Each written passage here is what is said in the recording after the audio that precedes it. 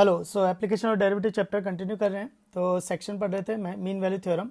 तो नेक्स्ट है Lagrange mean value theorem. Lagrange mean value theorem LMVT।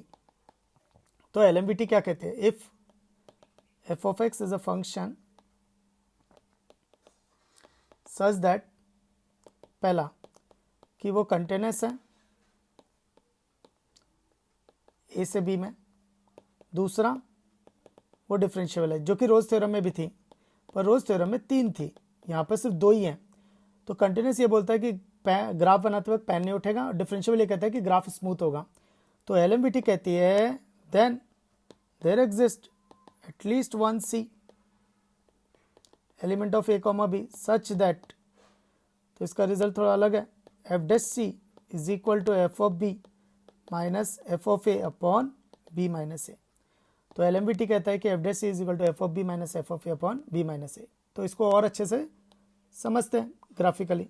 तो देखो, तो LMVT के हिसाब से ए और बी, तो ए पे और बी पे वैल्यू बराबर नहीं आएगी, वो रोल्स में आता है, पर LMVT में तो ए से बी के बीच में ग्राफ बनाते वक्त पैन नहीं उठेगा, दूसरा ग्राफ स्मूथ होगा। तो LMVT कहती है, अब मीनिंग समझते हैं। तो एफ डैश सी का मतलब होता है at X is equal to C tangent का slope, at X is equal to C tangent का slope, at X is equal to C tangent का स्लोप। और राइट साइड क्या लिखा है?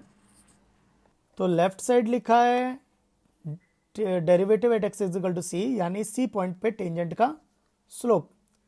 तो राइट साइड क्या लिखा है? y2 minus Y one upon x2 minus x1, क्योंकि अगर मैं इसको देखूं तो ये a comma F of A और ये है b comma F of B, B input पर आउटपुट एफ ऑफ बी है।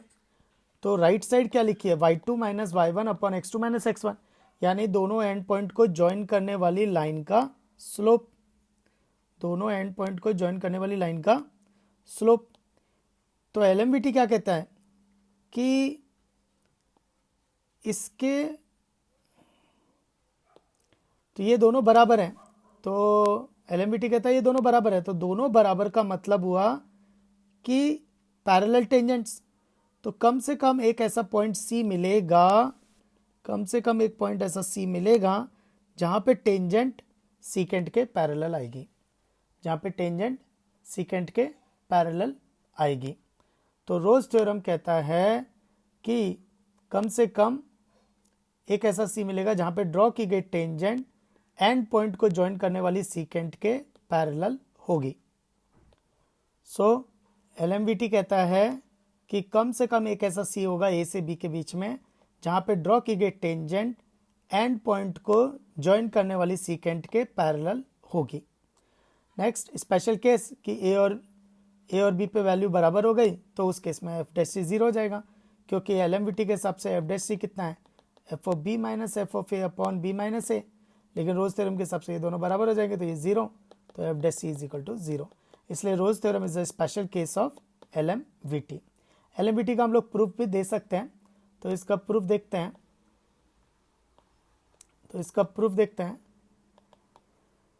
तो g of x is equal to F of X minus F of B minus F of A upon B minus A into X minus A. See LMVT Rolle's theorem में ये बहुत difficult जाता है, you have to assume the function. तो यहाँ पे भी एक फंक्शन एज्यूम किया है, तो ये फंक्शन एज्यूम किया है। तो पहला gx कंटिन्यूअस है a से b में, दूसरा gx डिफरेंशिएबल है a से b में, तीसरा अगर तुम g ऑफ a निकालोगे तो g ऑफ a निकाला तो वो आता है f ऑफ a, और g ऑफ b निकालोगे तो वो भी आता है f ऑफ a, तो g ऑफ b आएगा f ऑफ a। तो एक्चुअली दोनों बराबर हैं, तो Rolle's theorem is applicable, Rolle's theorem is applicable. और Rolle's theorem is applicable then there exist at least one C between A to B such that g dash C is equal to 0। और इसका अगर g dash निकालते हैं, तो इसका g dash अगर निकाला तो वो आएगा f dash of x minus F of B minus F of A upon B minus a, x minus a का 1 हो जाएगा और जी डैश सी 0 है, तो अगर x की जगह मैंने c रखा तो ये तो 0 हो जाएगा, तो F dash C is equal to आ जाएगा f of B minus F of A upon B minus ए। तो this is the proof of LMVT। कुछ एग्जाम्पल से समझते हैं। तो एग्जाम्पल है, find the value of c of LMVT for the function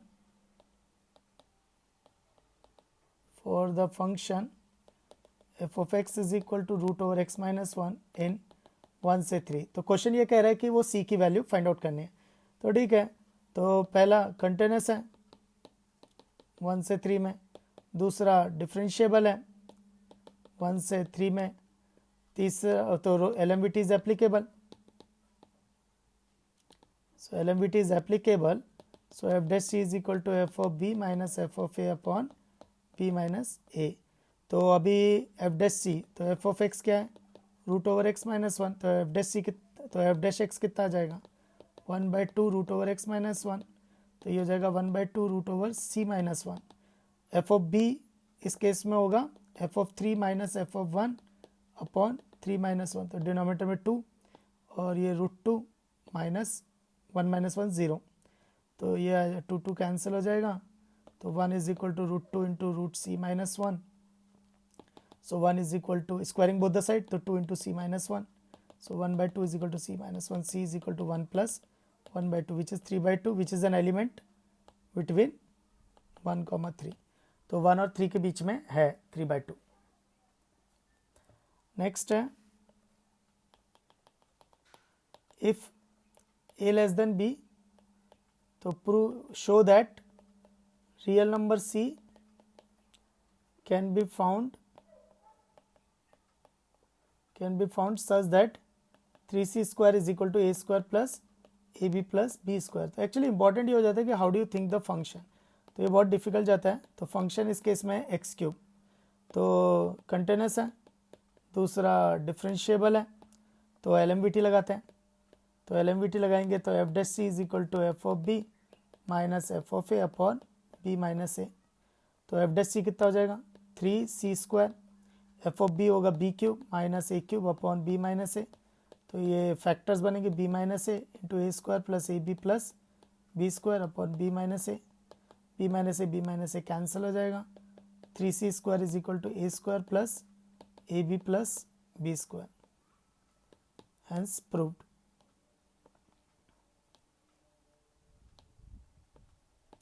So hence proved।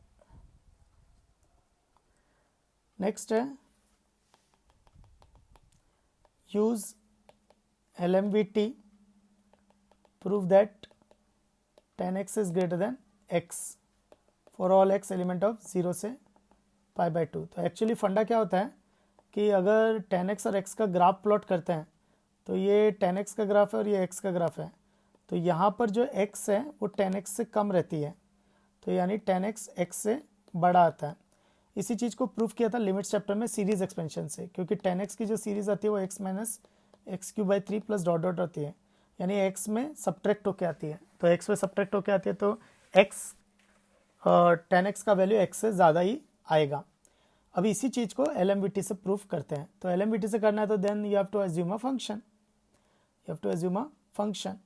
तो तुम्हें function assume करना पड़ेगा। तो मैंने फंक्शन एज्यूम किया tan x और मैं इसको अप्लाई कर रहा हूँ 0 to x पे, तो ठीक है।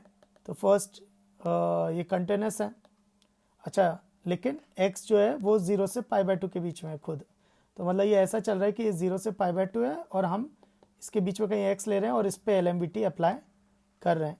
तो कंटिन्यूस इन 0 से x, second differentiable in 0 to x, तो LMVT is applicable।